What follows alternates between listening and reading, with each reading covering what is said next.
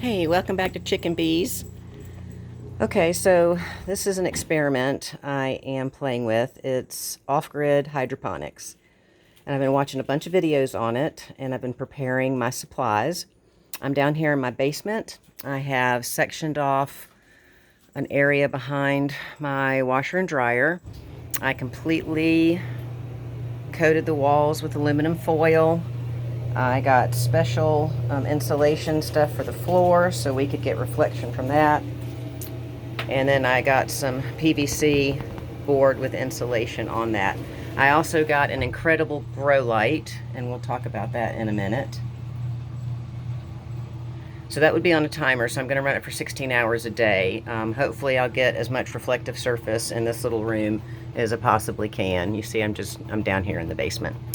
Okay, so I've got my 5-gallon buckets, and I drilled my holes in the side, and we're using pool noodles, and I grew my sprouts, and I'm trying to put it together.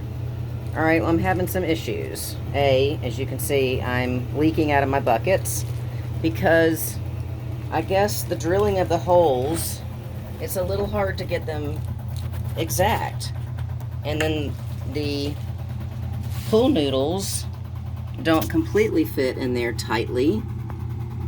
So at the bottom, I'm gonna leak some water if every single hole is not exactly level, which they're not. I mean, I don't know how to do that. All right, so the water is a different color because I already have my nutrients in it. I mixed that up, and I'll show you that in a minute. But I'm a little confused. Maybe my greens are not very long. I'll give you that. They're very frail to work with. They look healthy, but that's as long as they are. So my pool noodle can't be too wide, or it will take up the length of my new sprout, and my sprout needs to be touching the water. That's just dirt. So look, those little guys aren't touching the water at all. I did think to rotate the pool noodle around so that they were at the bottom instead of like up here at the top. Not really sure what we're gonna do here. But if the water leaks below the line and then stops, are my little guys gonna be able to get their nutrients? I don't have an answer to that. But anyway, and this guy's ready to go. I did the same thing. You can see what I'm doing here. That piece must be a little thicker. And that's the hypothesis, that they get their nutrients and then they go to town and they grow underneath my grow light. Come on.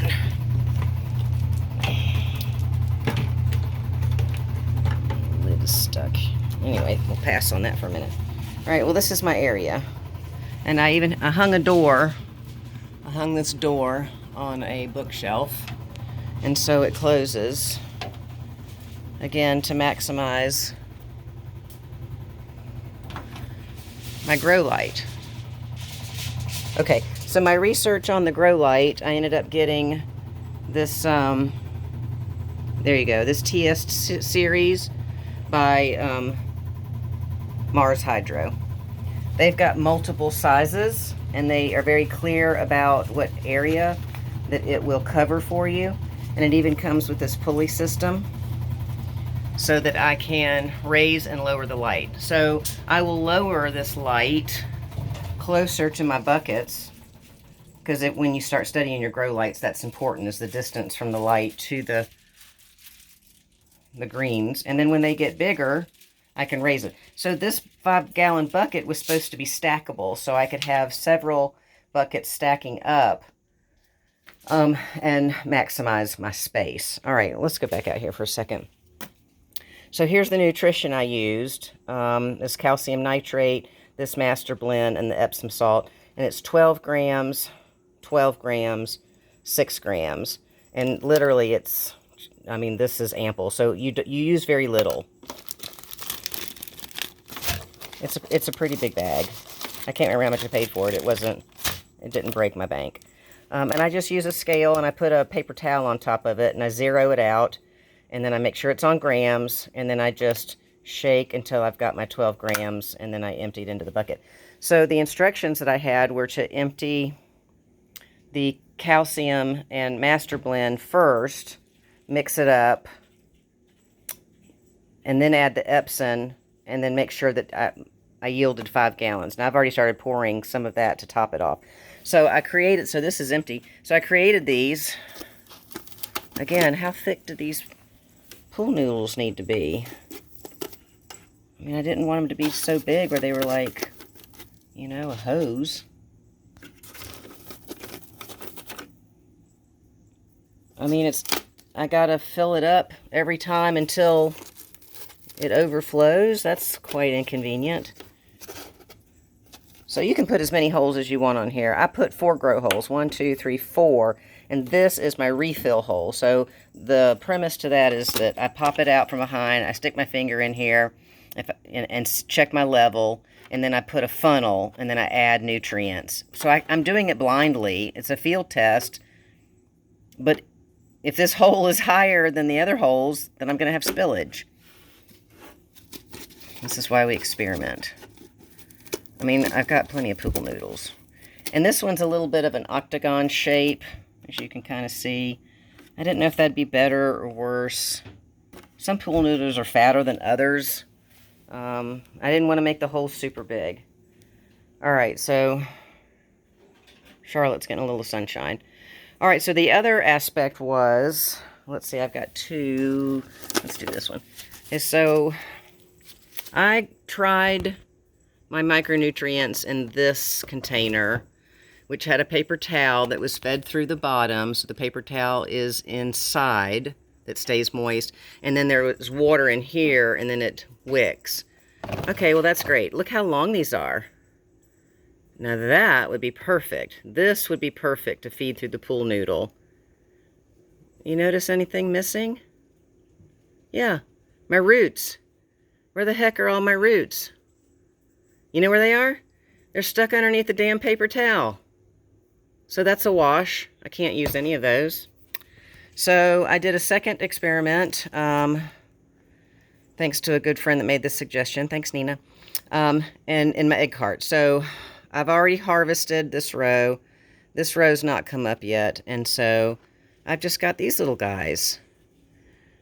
And that's all I have to work with. So I've just been coming in here and pinching the dirt to make sure I've got my roots. And then I just kind of, you know, spink, spink, spink. I want to be gentle. And that's the length I've got. That's all I've got to work with. Okay, so I'm doing this one-handed, but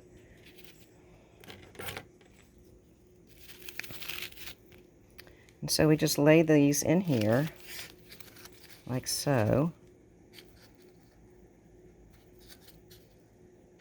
And then so they told you to cut a wedge so that you could make sure you could have a tighter fit in the hole. That's what the wedge is for. And then you take the remainder of the wedge and then you put it in here.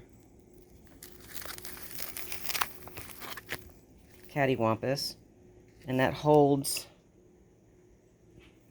your greens. See how that, and then when I go to put it in the hole, I'll squeeze it to fit the hole and it gives it a little more support.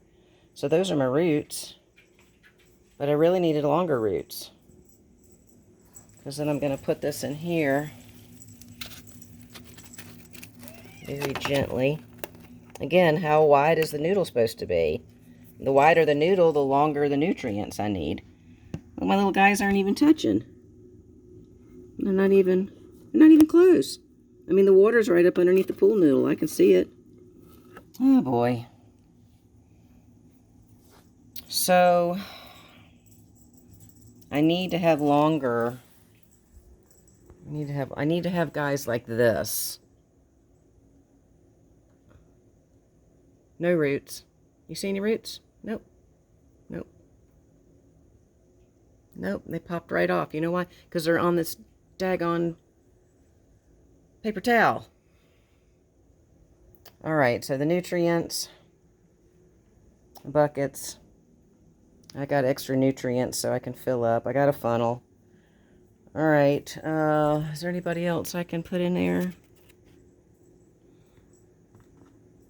I mean, I can put you guys in there if you want to go. All right, I'll put those little guys and take up that last one. So that'll make 4. And then we've got the light and the leakage. Oh, Lord. All right, well, wish me luck.